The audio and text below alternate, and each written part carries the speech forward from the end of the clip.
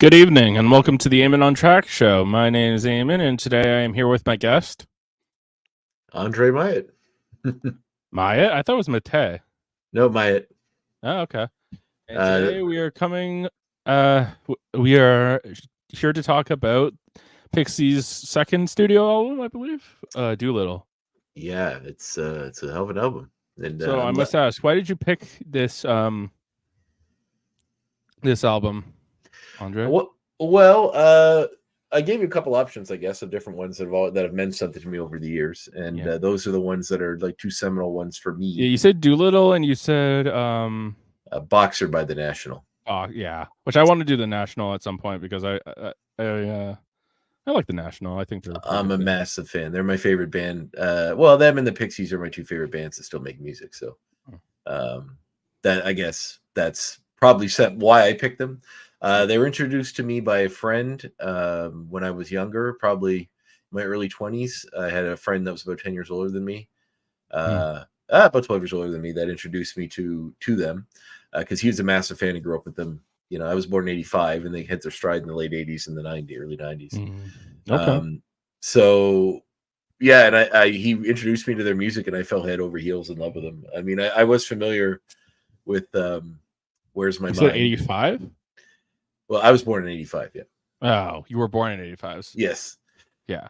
Yeah, this album came out what they're 92. So it's interesting. When we talk about this album, because something I wanted to kind of start doing now is kind of talking about what I know about this band before going to this album. Sure. Yeah, which is basically I mean, I talked about this with you before we started, but basically Where's My Mind is the only thing I knew about this band. I think that's the only thing most people know about this band. Yeah, if you're not into them, I suppose. They were a pretty seminal band. They're still around, but they're a pretty seminal band that influenced a ton of like alternative artists from the 90s. Like Nirvana was heavily influenced by them. Yeah, very big. Like I know Kurt Cobain said that Smells Like Teen Spirit was a Pixies ripoff, apparently, which is interesting. I think I read that as well, that he said that the song, because especially this album particularly has like a lot of quiet to loud moments in a lot of their songs, which is something that song does as well. That's interesting. Yeah, but a lot of people came to them usually. I mean, they were this album, I believe, or two of the singles off this album were number ones or hit gold in Canada. So this album particularly was that's interesting. Yeah.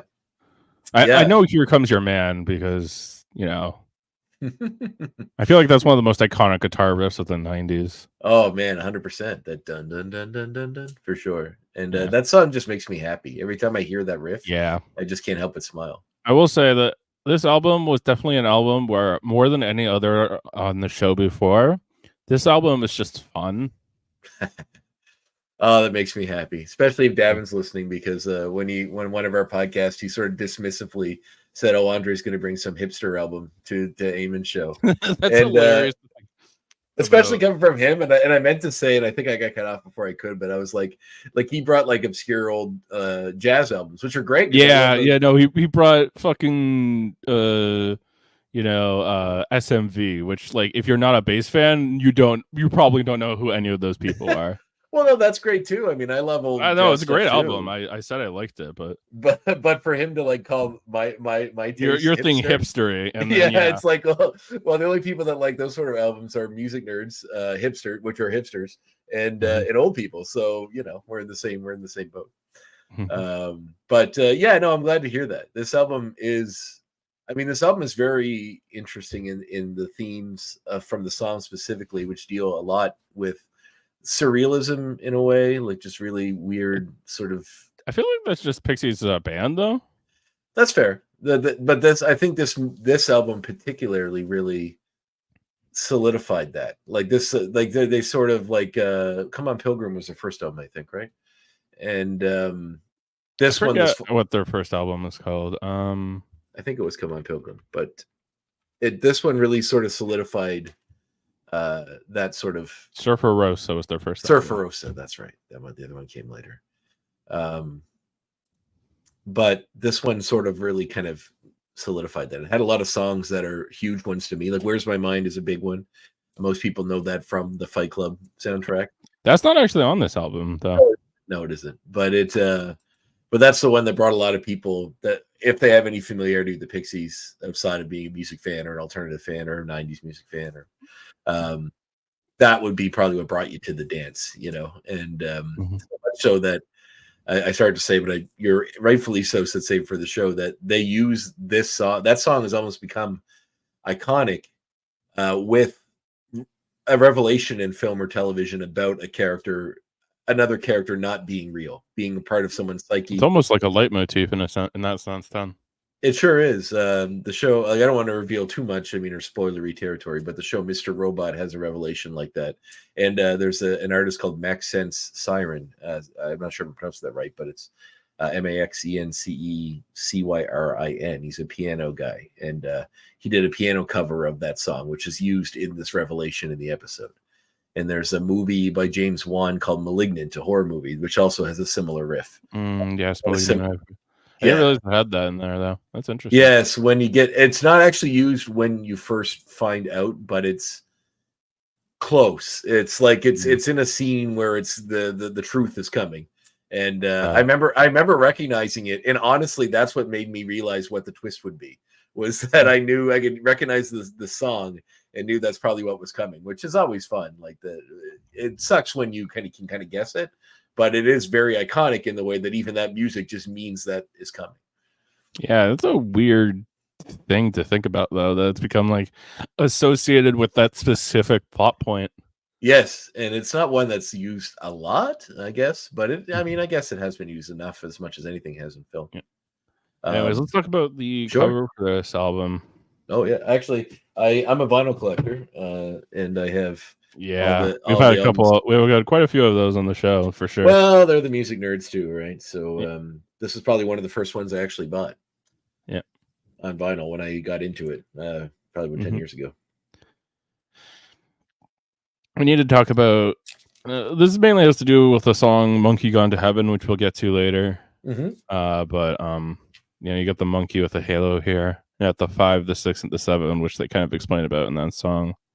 Yeah, originally I read somewhere that the album itself had originally Black Francis wanted to call it or Frank Black, depending what the way he's been going by, wanted to call it horror, as he wanted to call the album, just horror. Kind of because there's a lot of religious iconography, and he kind of wanted to, in the songs, and he kind of wanted to bring it to like the biblical definition of the term, like the Whore of Babylon or any of those sort of things. But but apparently, I'm not sure if it was studio involvement, which usually most of the big decisions to get away from anything controversial are. But they ended up going with this album, but with the name Doolittle, probably in relation to some of the evolution and stuff in it. Okay, yeah, that makes sense. Or the animal stuff in it specifically. Yeah, that makes sense. Okay. Yeah, I love the artwork on this. I think it's really cool. It's a really good artwork. I have a hoodie with that on it as well that I got from one of the shows I went to. Definitely cool. All right, we'll start the album off with Debaser. I need to stream. So do we actually? I'm sorry, I should have done more research, but do you actually play the song? Sometimes we play the songs. It depends on if I think it'll get copyright claimed or not, basically. Oh, good point. It most certainly would, I'm assuming. So yes, I wasn't sure of the nature of how you can get away with that on a music podcast. So for this, I assume we can play a little. Yeah, I think you're allowed to play it.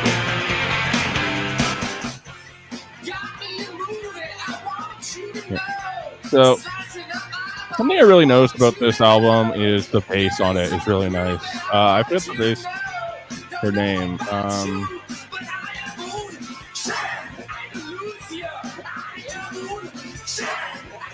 Kim Deal is her name. Yeah, she's an amazing bassist.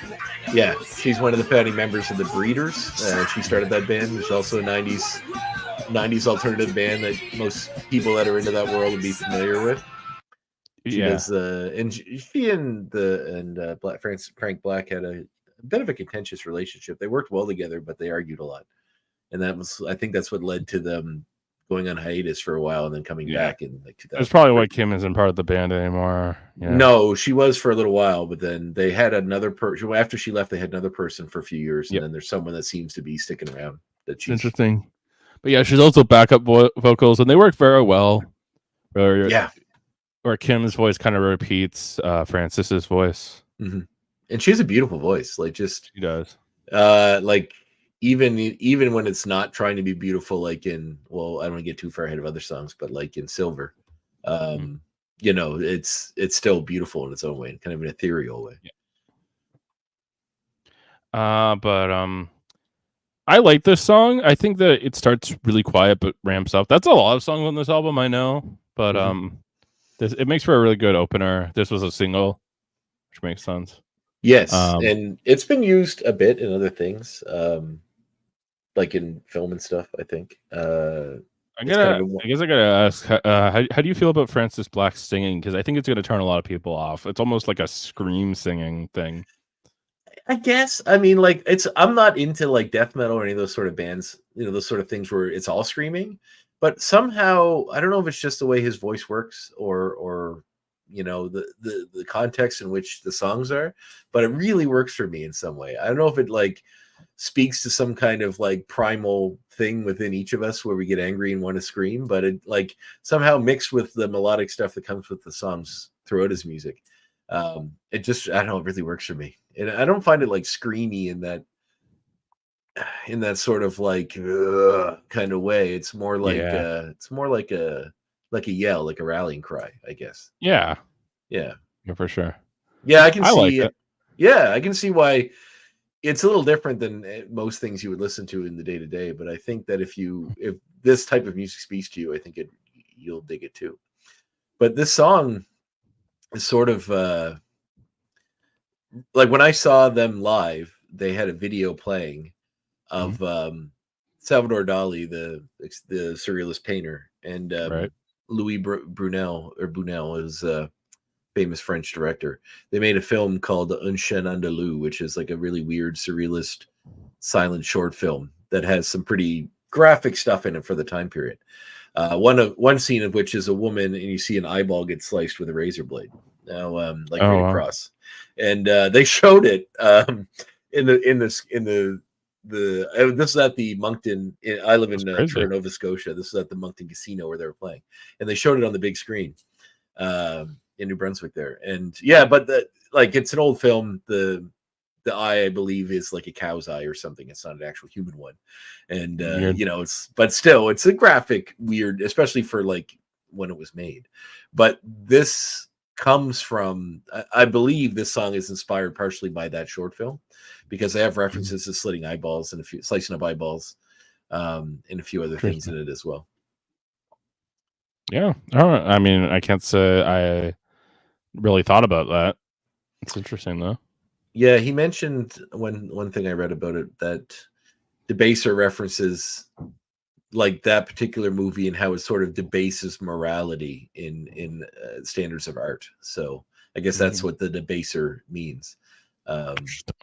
Yeah, I mean, art's kind of, you know, obviously a complicated subject, and when music, when it mirrors things like surrealist art, it can get kind of weird. And I think Debaser, like his lyrics are always kind of weird. Like they're always sort of weird, surrealism kind of stuff, not necessarily a linear plot. But I think it kind of speaks to something more basic within you that you don't need, like within an emotional range, I guess. Yeah, I can see that. I think that the instrumentation just works really well too with both their voices. Yes, I agree. I don't really have anything else to say about this song though. I think it's a good opener, but yeah. Agreed. It's also, you'll notice a lot of the songs on their albums, this one particularly, are short. Yes, most of them I did notice that. This is the second shortest album we've had on the show so far, only behind the Black Sabbath self-titled album. Oh, really? Yeah, I guess I never thought about how short that one is. I when I was listening to it, I threw it back on my record player in my office here to my left. You can't see, you can kind of see the edge of it there, but I threw it on just before, but when I was doing some work earlier, just to reaffirm myself with it. And yeah, I feel like, what was it? Like, how long is the album? It was like 30 minutes, 35 minutes? 38 minutes and 38 seconds. Oh, wow. That's It's only 30 seconds longer than the shortest album we've had on the show. Oh, really? That's interesting. Yeah. Oh, cool. Yeah, no, I love this song, and it's a great opener. So if you're unfamiliar with the Pixies, this song tells you all you need to know about them right away. Yeah, I agree with that. This is a very good primer song for the band, and especially this album. Yeah, agreed. Let's move on. The next song on the album is Tame. Mm-hmm. Now, this is interesting because I think this is almost very similar to the Debaser. Yeah, it does feel a little bit like a sequel of sorts, but being that it flows right after, it kind of works. Yeah, I could see that. But it's a very good example of the quiet to loud, as we just heard there. Yeah, where exactly. It goes from, but yeah, I hear what you're saying. I totally agree with you on that. I do think it does feel like an extension of the first song, but in an album, I guess not necessarily concept album, but in this album in particularly, I think it kind of works. I like it. It's a great song. Yeah, I agree with that. I mean, good, but I for this particular song, I don't really have much to say about it. Yeah. Oh, that's fine. It's yeah, and like if you look even at like when we talked about the surrealist of their lyrics and stuff, like this song it's not long, and it doesn't have many words in it either. I guess that's true, isn't it? But I kind of like it when it comes to sort of the surrealist way that this album's from '89, right? It's a little older than I thought. This album, so when it comes to that sort of stuff, it's almost like a David Lynch movie. Like it almost speaks to you in some way that's not a literal way. You have to sort of let it wash over you. All right. Yeah, it's a great song. The next track, then we got "Wave of Mutilation." One of my favorites. Yeah, this is pretty good. This is definitely one of the more dissonant songs on the album, I feel like. A little bit. I mean, their stuff is kind of like Surfer Rosa. It has it in the title, but their stuff is sort of, it's like a weird mix of alternative and like surfer music in some ways. In this one, really, on a couple of songs on this album, honestly. The surfer influence. Yeah. It's not something they hide. It's they embrace it for sure. Into the ocean. Yeah, no, it's a great song. Funny, I'm listening to this now again, and I'm kind of realizing it kind of reminds me of Smashing Pumpkins, actually. Yeah, and they would probably be an influence as well, I'd imagine. I feel like most of those bands had to have been when they were, because they were all young bands when they started. Had to have been when they were teenagers listening to this stuff. Yeah, this one's very good. And one that gets some play on certain things as well.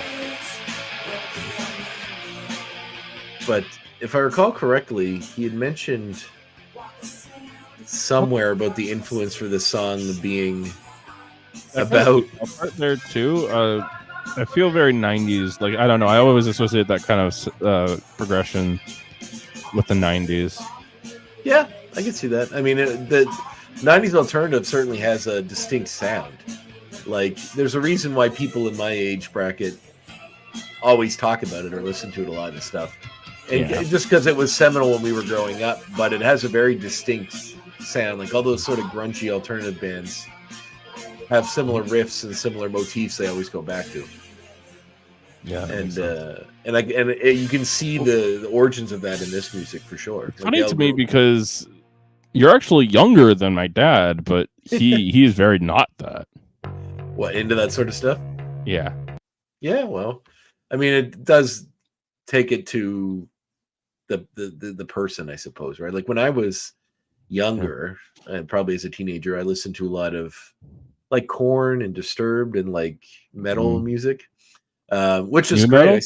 New metal stuff. I was big into that when I was a teenager. But it sort of evolved. And I think it came from a place of like finding some outlet for your emotions or the kind of things that happen when you're a kid. So this stuff, like eventually going down the rabbit hole of that just leads you back to alternative and then leads you further back to this sort of stuff, which inspired all of that sort of stuff. And I mean, you can go even deeper to blues and rock and jazz and stuff deeper, but there's an angsty bend to this sort of music, which is something I've always gravitated towards. Interesting. Yeah, I can definitely see that. Very angsty. You know, kind of again fits in with the Nirvana thing almost.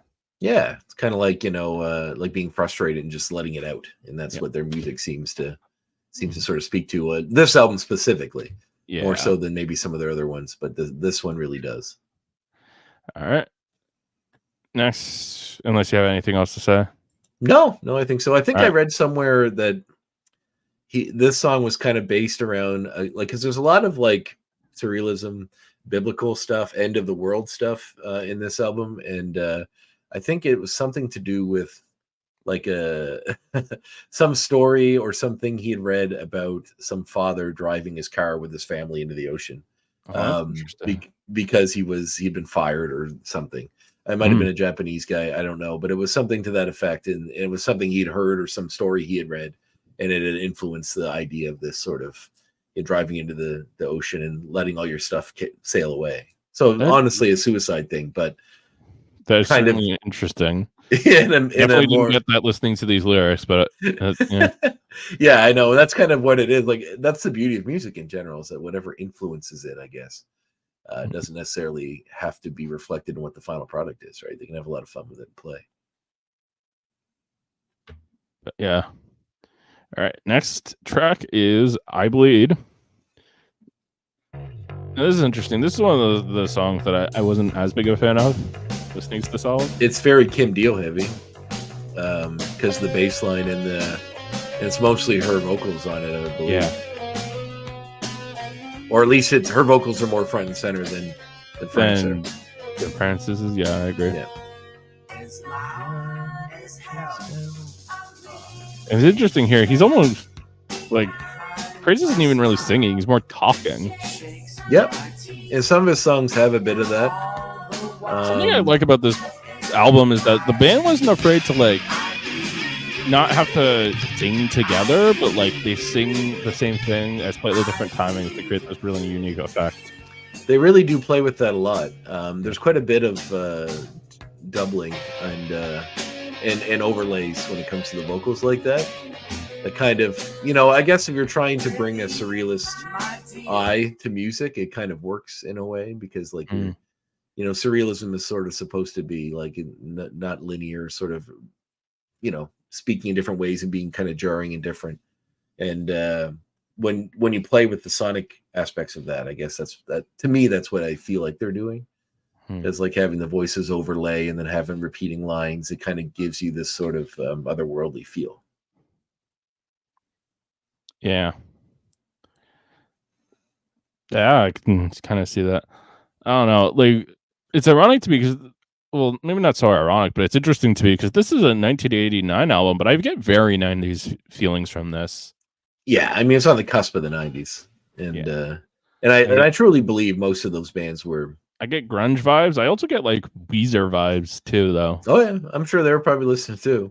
Yeah. Well, actually, it's funny because one of the concerts I'd seen the Pixies at was in Moncton, and it was there were two bands playing together. It wasn't really like one was opening for the other. I mean, the Pixies played first, but it was Pixies doing a full concert, then Weezer doing a full concert. So you can definitely, they must have reverence. Yeah, that makes sense. If they would tour with them, right? So, but it was really cool. It was an amazing concert. Me and a friend. I have a friend who doesn't like to fly, so we drove up to Montreal, which is about 12 hours from here. So by car. So we went and saw that. It was amazing. Interesting. Yeah, it was fantastic. That's cool. Now we get to what I almost call the most iconic song on the album. Here Comes Your Man. Yeah.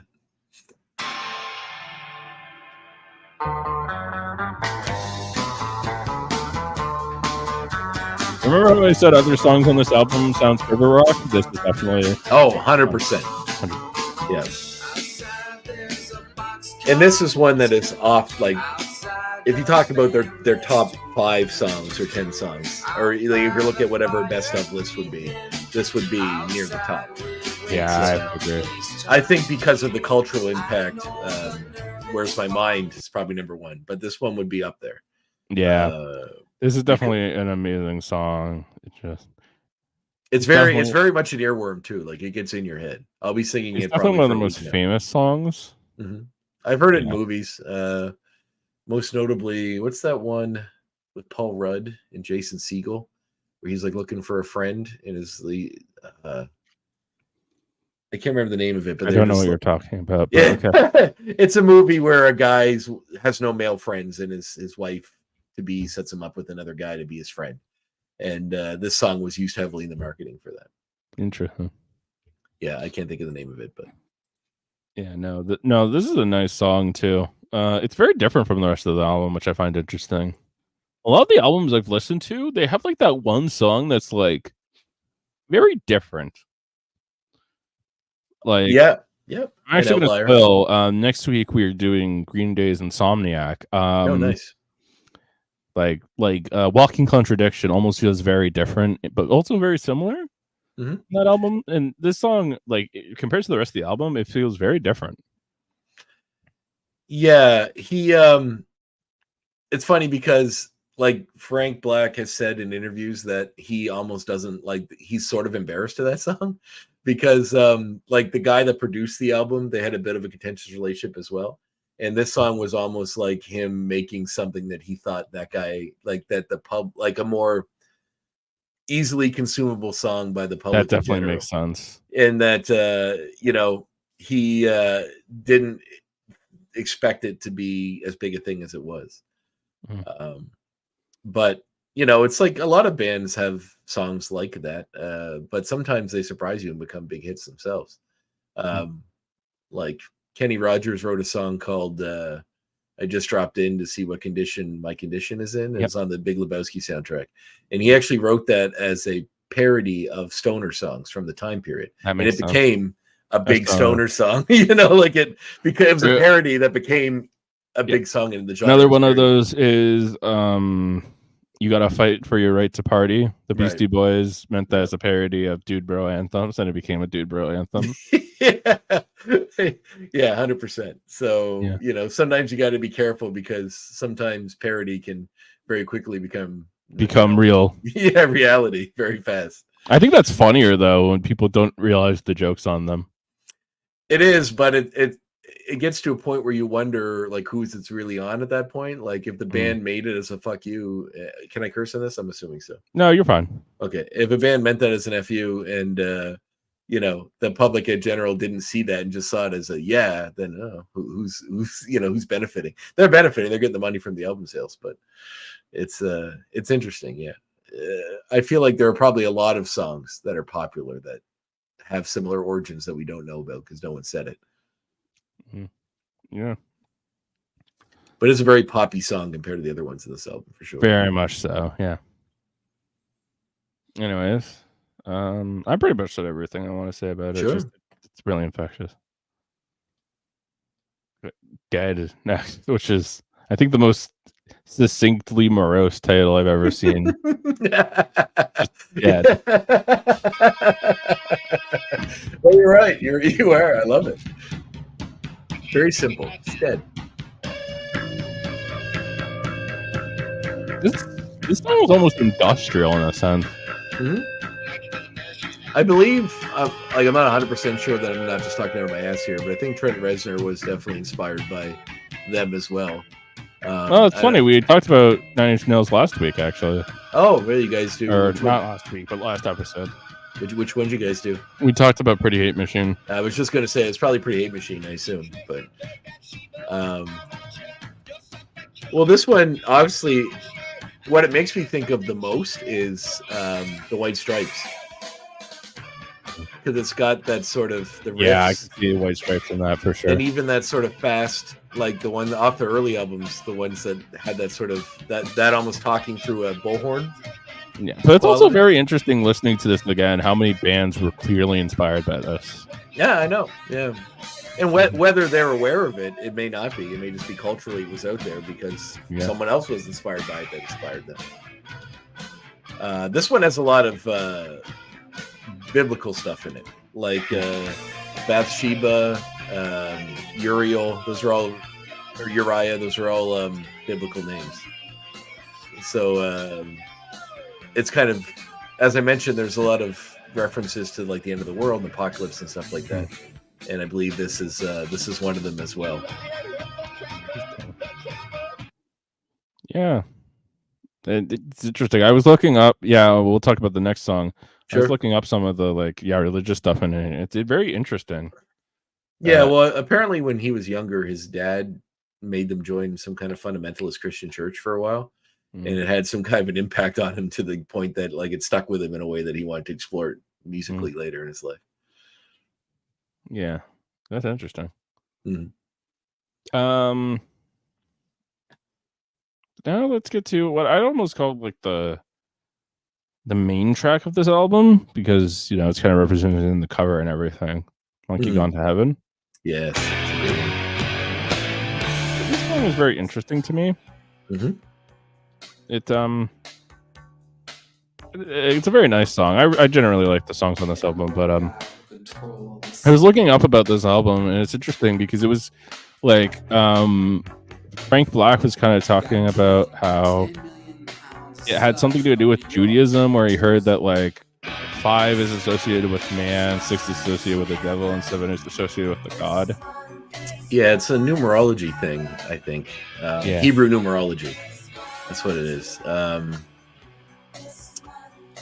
organization, by the way, is beautiful. Oh, yeah. They work really well together. And it's funny how many bands have stories of, contentious relationships between members that work so well together. I want to talk about Rumors at some point on here, because that's the pinnacle of it.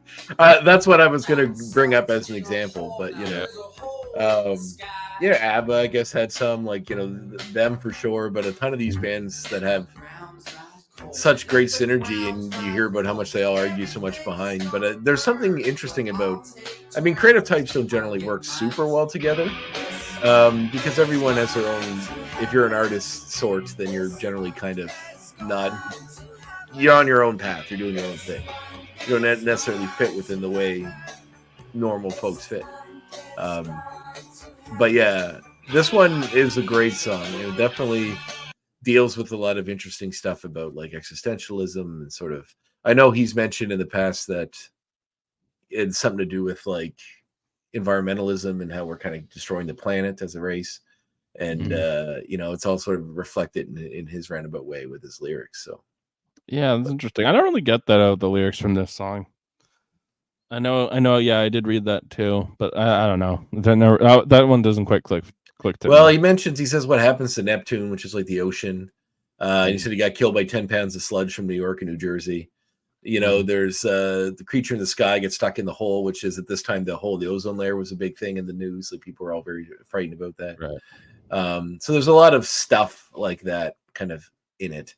But the idea of God, like humanity representing a number, giving a number system to where we all fit within the grand scheme of things. And I think if God were to have a number, 7's a pretty good one. It's a good, it's a lucky number for most. Yep. All right. On to Mr. Greaves. Now, if I remember correctly, this song. Very fast. Yeah. Once he gets going. I gotta talk about the instrumentation on this album too, because it's masterful. Oh yes, they have a lot of fun. You can tell. They play with it. Yeah, that's right. It kind of starts with this like sing, laugh, crying thing. Yeah. And then it kind of transitions into, if I remember correctly, almost like a bluesy thing. This one's pretty fast. It's a lot of this. Yeah. It gets faster than slow. Yeah, like a faster blues. But when I'd seen this, so when I'd watched this one, I'd seen them several times in concert. But this was their reunion tour when they got back together. And that one had a beautiful video of like, it was very almost like old-timey circus. The way it was shown, and it was like a person with one of those tiny umbrellas bouncing on a fence that was going along with the whole imagery, and it worked very well for the song. Yeah, interesting. I don't know. I don't really have much to say about this specific song, honestly. Yeah, it's another one of the sort of ones that are representative of the album. I agree with it. Pretty good. You want to, and I think this is the song that references the word Doolittle in it. Yeah, it does. So it says, "And Mr. Grease, pray for a man in the middle, one that talks like Doolittle." How interesting. Yeah. So this is probably where that word came. And we went to Crackly Jones, which is apparently about like this roommate he had. Yeah. This one is probably the fastest song on the album. Like, yeah, almost like speed metal. Well, not quite speed metal, but I guess like it's very intense. Yeah, he mentioned he had like he describes him, and this is his description is a weirdo, psycho gay roommate when he had in Puerto Rico as a student. And he describes living with him like being in a David Lynch movie, which if you're a film guy, know that means it's really weird, surrealist, Twin Peaks, Red Room kind of weird stuff. But it has a Spanish sound, I find. It's kind of because of the G, the way they play the G and the C chords. It's like it's almost like rhythm guitar, I guess. So it does sound kind of Spanishy when they get to the faster part, the fast tempo. Interesting. Because I was reading, it's the fastest and the shortest song on Doolittle. So it's 150 beats per minute, which is pretty fast. 150. That's pretty fast. Yeah. Yeah. But certainly, it's kind of almost like an experiment in them just letting loose. Interesting. Yep. I love this song. I think the quick pace is pretty nice. Again, I do like how delightfully short all of these songs are. Yeah, well, I read somewhere that he had like the producer guy that they had issues with, had taken some issue with the fact like he kept trying to push them to make stuff that was more commercially, relevant. Right. But Black was more interested in doing stuff that kind of fit his sort of counterculture sort of way he was approaching this sort of stuff and going against that and kind of more punk inspired. So I guess he took him to a record store and showed him Buddy Holly's like greatest hits album and how short all those songs are to kind of show him that like iconic pop songs aren't defined by length. And I thought that was a great little story. Like I love the idea. Yeah, that's interesting. I agree with that. Yeah. I honestly hate it when a song goes too long. I find that a lot of songs on albums that I listen to can be like 3 or 4 minutes when they really shouldn't be. They should be like half the length. Yeah, well, often you just repeat the chorus like 8 times, and then it's like, and they usually repeat it 2 or 3 times at the end. It's like you don't need to do that. Yeah, if it's iconic enough, it should stick with you. But I mean, it's like anything. It also makes it more listenable if it's shorter, and and people get self-indulgent. They think what they're making is a masterpiece, and someone would be like, I "You just hear get more." Tired of that sort of stuff, and I think it's more interesting to just kind of do it as fast, like do it like tight, I guess is what I would describe it as. Well, I think also as a society we're becoming less patient. It's rare that you get TV shows that are 24 episodes anymore. That's interesting you say that because a lot of the tracks, like the most recent album I reviewed here is from 2015, and that was the first episode. The next most recent is 2009, so it's not really modern things we reviewed here. I just meant in general, like that there's sort of you think there'd be more of an appreciation for it, I guess, because like I don't listen to a lot of whatever and I'm not trying to sound like I don't listen to whatever, but like whatever the big thing is right now, like type of music. I do listen to some of it. I have found a love of certain people that I never thought I would like Dua Lipa and stuff like that, just from listening to stuff. Albums. Yeah, that's great. Yeah, like Lana Del Rey, I'm a big fan of too. But yeah, like so I try to pay attention to those shifting trends, but I just know as you notice in entertainment, like TV shows have gotten shorter as far as how many episodes there are for some things, mostly streaming now, I guess. So that's definitely true. Anyway. Yeah. Let's go to La La Love You. Yeah, it's interesting. It's funny, actually. The drum beat at the beginning here reminds me of Gone Away by... oh, yeah, it's Green Day. Oh, no, Offspring. Offspring. Yeah, that's Offspring, not Green Day. Yes. It reminds me of Gone Away by Offspring. Yeah, I can see that. I never thought of that before, but you're right. It really does. And I forgot to mention it too, but the guitar line of "Here Comes Your Man" reminds me of "Come and Get Your Man." Yeah, which I thought was interesting.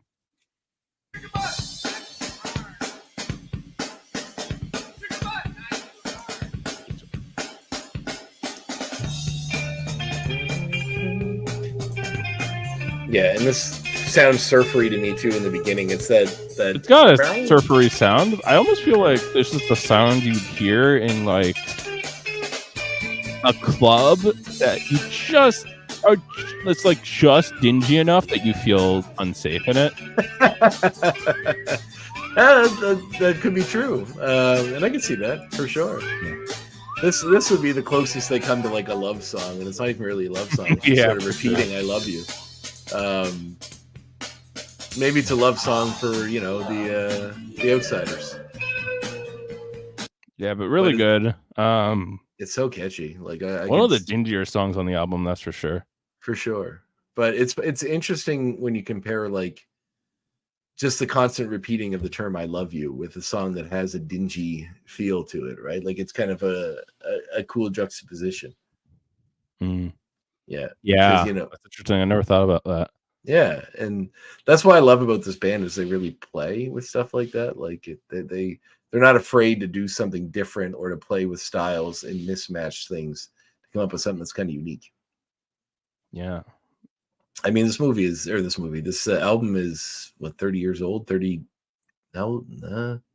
30 35 years old. Yeah. So the fact that we're still talking about it means that obviously they struck on something that's interesting, right? Not 35, is it? I mean, I'm 38 and it was made in 1989, so it'd be like 34 years. Yeah, you're right. 34, 35. Yeah. This is crazy to think about. Yeah, I know. But I like that song as well. Like honestly, throwing the album back on and listening to it all the way through, just sort of reminded me how much how great this album is. Like it just almost every song just is kind of an earworm that sticks with me. Me specifically, I don't know if you can speak to everybody, but that I'll definitely be singing a lot of these when I'm doing stuff for the next week. Yeah, definitely when I was like doing stuff earlier today, all I had stuck in my head was "This monkey gone to..." Yeah, that's a great. Well, actually, one of my all-time favorite songs and one of my favorite Pixie songs is on this album. We haven't hit it yet, so it's coming. Have we? Sorry, did you say we haven't hit it yet? No, it's coming. Okay. Yeah, interesting. There's definitely a song I've been waiting to talk about too, but maybe it's the same one. Yeah, maybe. Yeah, no, that's pretty much all I have to say about it. No. Sure. Anyways, let's go to number 13, baby. Now I gotta admit, there's something amusing to me about this song being called a number 13, baby, because it's actually the 11th track on the album. It's not the 13th track. Yeah. I mean, it's funny they didn't bother doing that, right? You think they would have. If they had the number, why not? I find his vocals in some of this remind me of like Adam Sandler. Remind you of who? Adam Sandler, like when he's singing those ridiculous SNL songs. I'm not gonna lie, I don't think I really like this song this much. It's certainly lyrically their most probably in this album one of the longest. Like I don't know if it's the longest songs, but it has more lyrics than most of their songs do on this album. Let's see here. Yeah, I think it is the longest song on the album. Yep. Oh, there you go. Yeah. I just don't think the guitars are like I like the dissonance on this album, but this is the song where I feel like it's the exception. And I kind of agree with you. It's almost got an Adam Sandler quality to the voice, and that's not really a compliment. Well, at this point, there was no Adam Sandler to compare it to, you know. So if anything, maybe he copied. But my point is that you don't really want to sound like Adam Sandler, whether that's in retrospect or not. Fair. Number 13.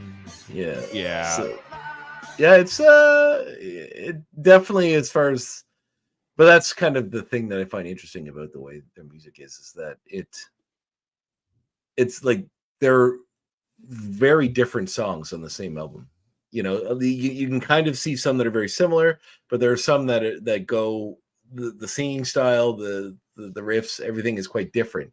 So you're getting a lot of diverse sounds in one album, which is kind of like makes for a fun little ride.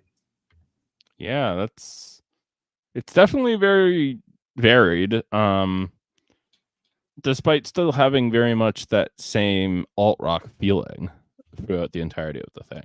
Yes, for sure. But I mean, it's almost like you're getting the sounds of 8 different or like alt rock bands in one album. Mm-hmm.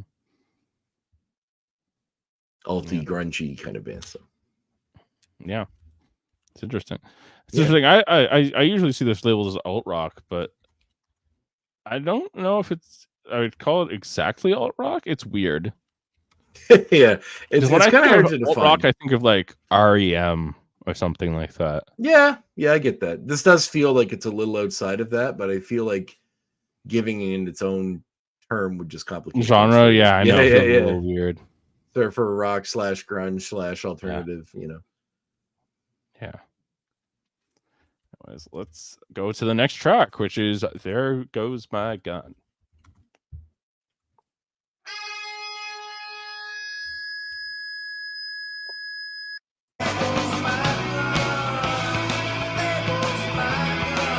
Oh yeah, I forgot about this one. This one's really good. It just like it's actually interesting now I think about it. And I'm doing this so many times on this album, but this almost reminds me of like Queens of the Stone Age in a sense. Oh, I can see that 100%.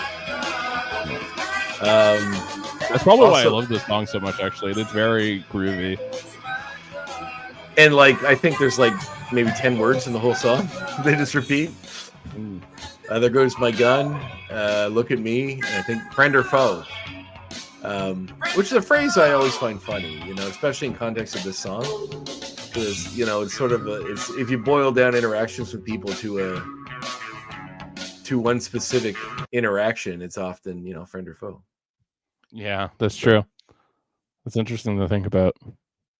And this, I believe, was on the soundtrack to a movie called "Can You Ever Forgive Me," which is a very interesting movie about a real life person that forged letters from famous people.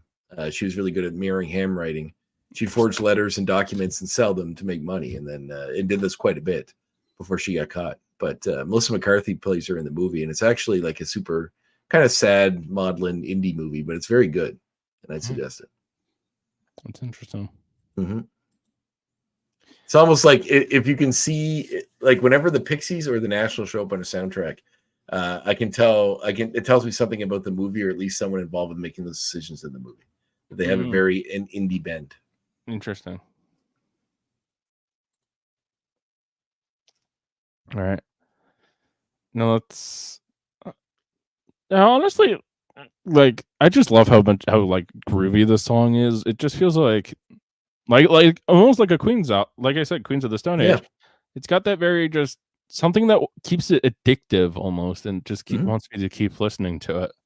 Well, it leans heavily on the like a riff, you know, like it's like advertising anything that gets a jingle in your head. Like if there's something that they lean hard on creating iconic riffs that in this album specifically really stick with you, I find. Yeah. I also plan to do like Clockwork at some point because I love that album too. Oh, but nice. Anyways. They're a great band too. Let's move on to Hey. Now this is my favorite, one of my all-time favorite songs. Really? That's interesting. I can see that. This is also the song you were talking about when you were talking about like the horror of Babylon, right? Yes, whatever. I believe it's in this one. Yeah. Yeah, this one is one of their most iconic songs to me. And one time I put together a list of like, if I were to make a mixtape album of like 20 songs that were the ones that would define me, this was on it. Ones that have always, it just, I don't know what about it. It's the lyrics, the riffs, like the general tone of it. But it's just so maudlin and kind of, it almost seems sad to me, but like in a catchy way. Sad, huh? That's interesting.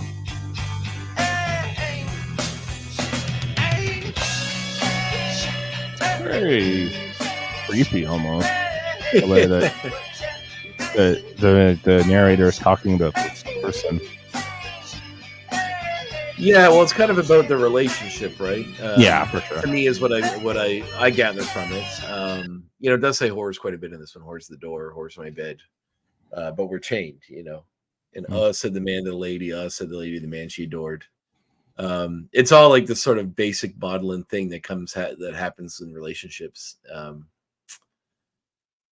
That can happen in relationships, where it gets sort of bogged down in how linked you are to one person. Whether that means a good thing or a bad thing is up to you to decide, I guess. Some people are defined by their partners in relationships, and usually those are the codependent things that don't end well. But some people are enhanced by their partner, and I think this song can kind of go either way depending on how you think about it. Really, I think it definitely goes towards the abusive way. You think so? Yeah. Well, it depends on your perspective, but yes, I do think a lot of their stuff heads that way. And maybe it's just that maybe something about the song has always spoke to me in some weird lizard brain way. But I mean, I'm obviously a happily married dude, and I don't really read into it too much in a negative way, but I also don't, or in a positive way rather. But I also don't. I don't know, like Black Francis is such a weird way of doing his music and exploring themes.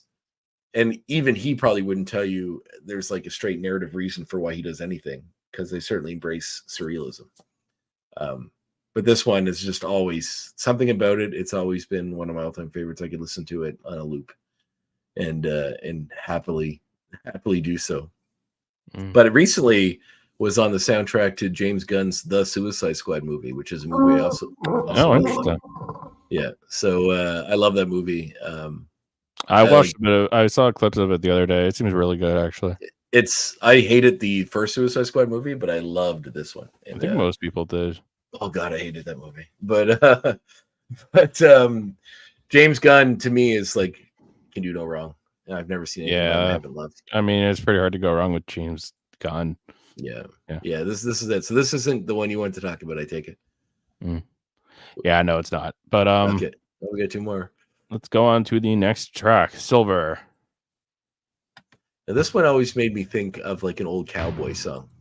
Yeah, I was about to mention that too. I get a very Western vibe from this one. Yeah, and I think that was intentional. But they, a side note about me is I'm a professional wrestler as well. And anytime I run into another wrestler that has some kind of a cowboy gimmick, I always want to suggest this for a theme song, because I would love to see a that makes sense. With it. Yeah. And you got the slide even on the guitar. Yeah, it does have a very jingly jangly old west kind of feel to it, and it's even sort of just about being surrounded by dangers and strangers, and the reason for being there is silver, and so it does have this sort of stuff that makes you think of old-timey West. I mean, stuff. So I really dig this song a lot. It's also probably one of the slowest songs in this album, if not the slowest. Interesting. I think that this is a nice song. Slower song for sure, but I do like this one a lot. Yeah. Yeah, it's a great little riff that plays with the music a lot. Anyways, let's get to Gouge Away. This must be the one you're talking about, isn't it? Yeah. Okay. This is another one of their more popular ones as well that I hear get played a lot.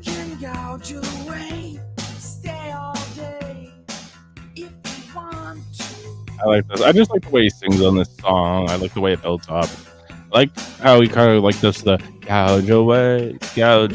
Like almost, I keep thinking off beat, but I don't think that's correct. It sounds on beat, but it sounds like syncopated almost, I guess. Oh yeah, I get that. I can see that. I mean, exploring what the theme of the song is can lead you in a lot of different ways, but it's sort of like a partying atmosphere that sort of gouges, like just chips away and breaks away, a little piece by piece, right? Death by inches kind of thing, which something I think we've all felt at some point in our life, that we're just getting gouged away at by life. It's funny, going back to Nirvana, I almost get Nirvana vibes from this, like their slow song. Yeah, even if you listen to any of their weird, like Nirvana's like weird EP before they had a real album stuff, it's a lot more like this sort of stuff before it got a little more popular. Even like some stuff on Nevermind, actually. Yeah, it did, because they like Endless Nameless, stuff like that. Yeah. Yes, Endless Nameless for sure. Which is kind of a Lovecraftian sort of thing. Anyways, it is time to talk about our. That's the proper album done. So now we do favorite, least favorite track. So I'll let you go first. Oh, okay. What's your favorite track? Well, I guess I have to go with Hey. But I do really like many tracks in this album, almost all of them. But if I had to pick a top, whatever, 5, 10, or 5, it would Hey, Monkey Gone to Heaven, Here Comes Your Man, Debaser, Wave Mutilation. But Hey has got to be the top. Okay. My favorite one, I think I kind of give it away here, is Gouge Away. It's just a great song. It's definitely going in my playlist. Oh, good. Awesome. I was very happy to see when you messaged me and said that you really like this album. Because I to be fair, I think I'm a person who's pretty easy to please in music. Like, people have their genre preferences and stuff. I'm not kind of that kind of person, but yeah, it was good. I think I will listen to more Pixies for sure. Yeah, okay, awesome. Well, if you want suggestions, I can give you some, but I mean, just go and listen to it all, I suppose. But they and also when the Pixies had broken up, and even when they were together, Frank Black had done a lot of his own albums. There's lots of solo outputs from him as well, which is Pixies like, and it's if you dig this, you'll probably dig most of that.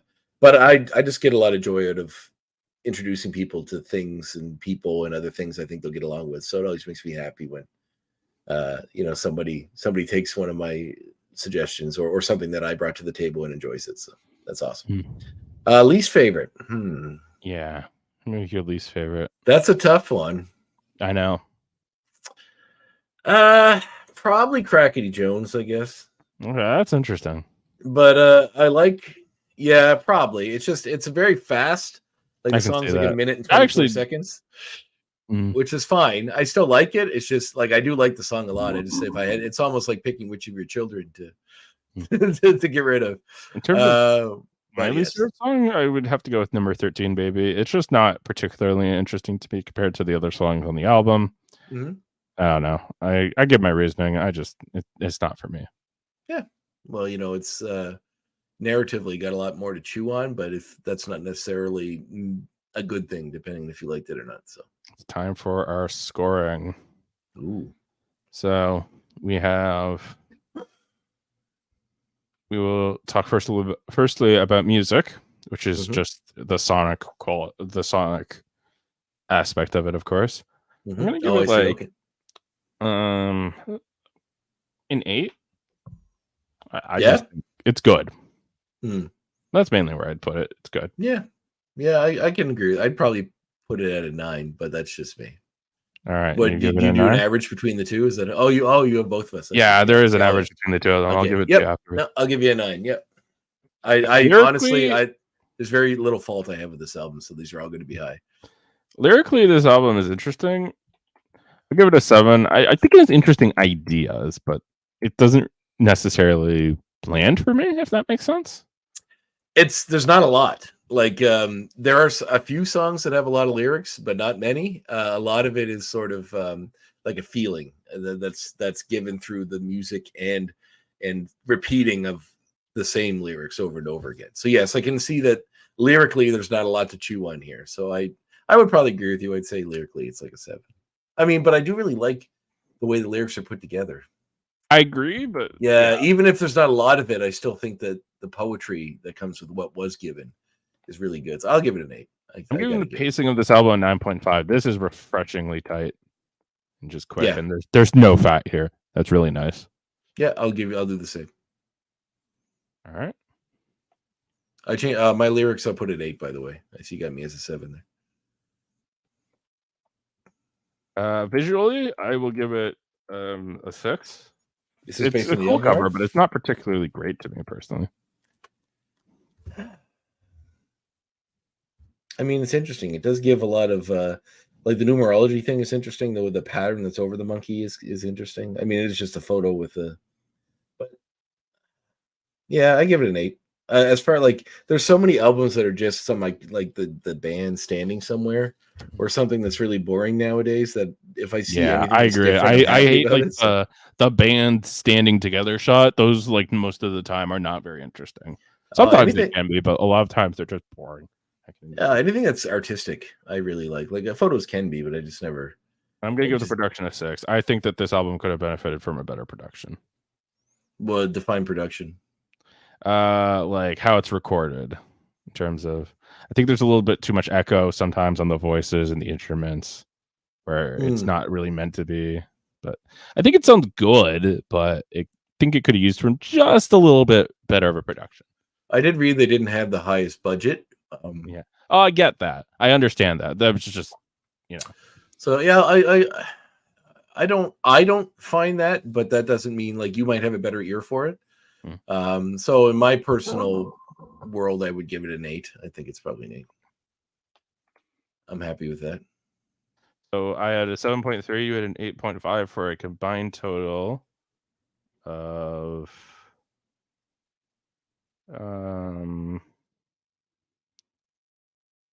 7.9. Yeah, it's pretty good. I'll take it. Yeah, I think it could be higher. I should have beefed my numbers a little bit, but I do really like this album. But that's basically an 8, so I'll take it. Yeah. I don't know what it's funny because art's so subjective. To put a number to it is tough, but yeah, I love that album. I so love this album, and I'm really glad you wanted to do it. Anyways, I hope you enjoyed today's episode. We are part of a united federation of podcasts, including let's see here. We got the Super Mader Bros podcast. They talk about I should probably take off that. They talk about Big Brother, Survivor, that sort of stuff. That's with Dave Mader and Jaemeel Robinson.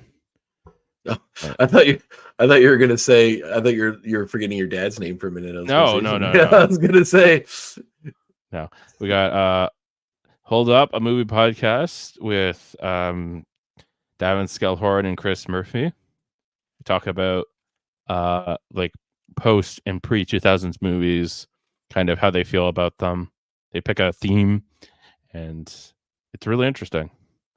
Yeah, I just listened to the new episode. Actually, it was a good one. What was it about?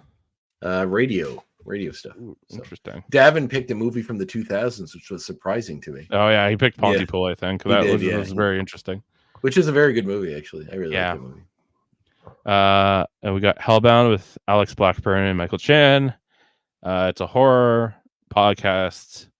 Very good production values. Very interesting. I recommend listening to it. Got the Live Long and Podcast Suite, where we talk all things Star Trek, all that stuff. Got Trivial Debates, where we talk about debates. It's kind of like a debate show, I guess. I don't really know what else to say about it other than it's I've been on a couple episodes. It's fun. It's kind of fun. It is very much like